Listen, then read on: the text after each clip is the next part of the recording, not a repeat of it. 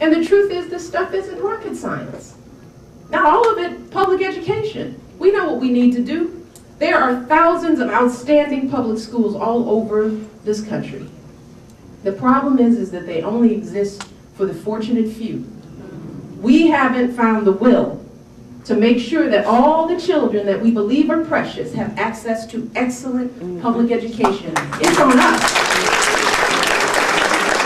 So that's why the law says that our greatest challenge is that we have a deficit of empathy.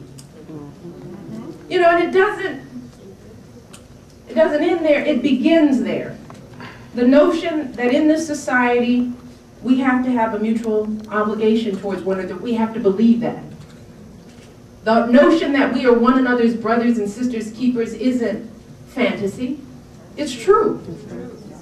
You know, and if you don't see yourselves in one another, it's hard to sacrifice for people you don't think you know. You don't share values with. You don't want to give up a little bit here for somebody else because you don't know those folks. And we've lost the notion that we are only as strong as the weakest of us. We can't measure our greatness by those that have. But see, that's what we're struggling with. And we need a different kind of leadership. You know, because as I say all the time, our souls are broken. And we need inspiration to start. You know, somebody who can push us to be a different nation, to challenge us to treat one another in a different way, to envision a different kind of obligation. And the only person in this race who can come close to doing that is Barack.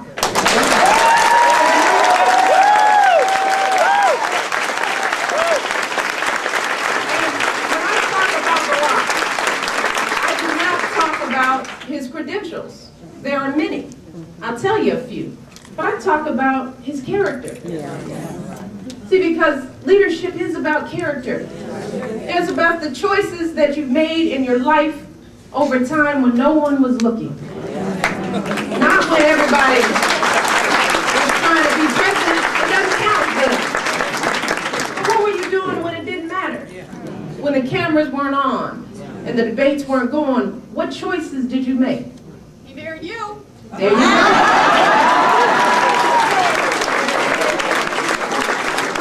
And you should get a great deal of credit for that. But even before I entered the picture, Barack was making some amazing choices about his life. And a lot of that had to do with how he was raised. You know, when you were raised by a single parent mother, as an 18-year-old kid, white woman raising a black kid, and Barack at that. This woman was a dreamer in so many ways. You know, this little girl from Kansas thought that she could travel the world and work on women's issues and travel to places like Indonesia. And as a result of her naivete, sometimes they lived on food stamps, but Barack got to see the world in a way that many Americans don't. Got to live in cultures that were vastly different from this one and learn to appreciate, respect, and not fear. It's got to see global poverty up close and personal in ways that we only read about. And Barack wasn't also just the product of a single parent, but he was also raised by his maternal grandparents, Toot and Gramps, Midwesterners. The only difference between Toot and Gramps and my parents was race, because the values were set the same. See, they weren't dreamers. They got up and went to work every day because they had to, not because they wanted to. Barack saw their sacrifice, and his response to what he saw was the same as what I saw, that we're blessed. You know, we don't have a lot of stuff, but when you have people in your life who love you and are willing to sacrifice for you, you were blessed. And what we know is that for whom much is given, much is expected. That's how we were raised. And Barack was also raised with a set of core values that we are trying to instill in our kids. Things like truth and honesty actually matter in life. That your word is your bond. When you say you're going to do something, you do it. When Fraser Robinson, my father, said he was going to be home, he was home. If he said we were in trouble, we were in trouble. And that integrity matters, and that you treat other people with respect, even if you don't know them or you don't agree with them. And that there's nothing more important in this world than your commitment to your family and community and your faith. See, that's how we were raised. That's why I married Barack Obama. It was those values. Yes, he was cute. But I liked the look of his values more. Because I knew I could marry a man like that. I could raise a family with someone who could be that consistent and that clear. And what I have seen in his life is this young man trying to live those values. Now, we all meet the brothers who can talk a good game. Part of the people, we care what you're doing. Barack was clear about what he was doing. You know, when he graduated from college, he had the choice of going to Wall Street, paying down those loans, but he became a community organizer, working in some of the toughest neighborhoods in the city of Chicago, taking folks who had a reason to be cynical, trying to help them find their voice in communities that had been long forgotten, working with single mothers, taking them down to City Hall to fight for safer streets, cleaner environments. Worked for years doing that. And I just think, imagine a president of the United States who walks in that kind of light, who brings that kind of sensibility, that kind of past, that kind of passion to the White House. Just imagine that. In my lifetime,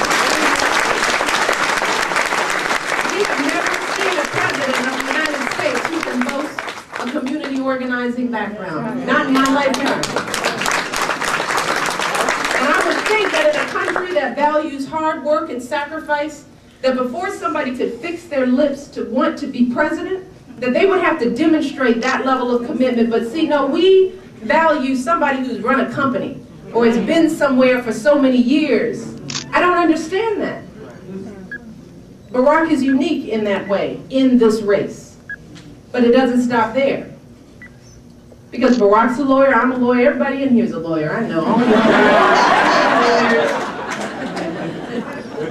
and people who know Barack know that he is a brilliant lawyer. A lot of people made millions before they even thought about getting into politics. Not Barack. Even though he could. He could have done it. Barack was the first African-American president of the Harvard Law Review. Now you know what that means. You know what that means. By any standards, Barack has exceeded his opponents. Come on now. That means you are the best of the best of the best. You can write your ticket anywhere. What does Barack do? He becomes a small civil rights attorney at a small firm in Chicago, becomes a constitutional law scholar. Why? Because to whom much is given, much is expected. And when you are blessed with the gift of advocacy, you don't give it to the richest and most powerful, you work for the least of these. Is there anyone else in this race who can claim that? Anyone? No. And Barack is the only front runner in this race who has worked at the state level in the state senate. Now, we have a number of state senators here. You know that having an understanding of how federal mandates impact local jurisdictions matter. There's nobody else in this race who has 8 years in the state senate. And not just any state. People, we live in Illinois. Chicago politics. Mean, tough, so forgive us if we are not bothered by this mess. Because we've seen it. So when people say, is Barack tough enough to take on the Republicans, I'm like, please.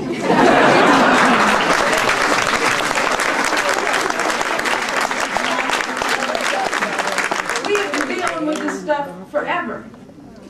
And Barack has become one of the most respected politicians in the state of Illinois, not because he's mean and tough, not because he knows the game and has been more strategic at playing the game, but because he brings his values to politics. That's been the test for Barack. Because when you don't have to do something, you can experiment. And what he said was, let me see what happens if you come into politics and you tell the truth.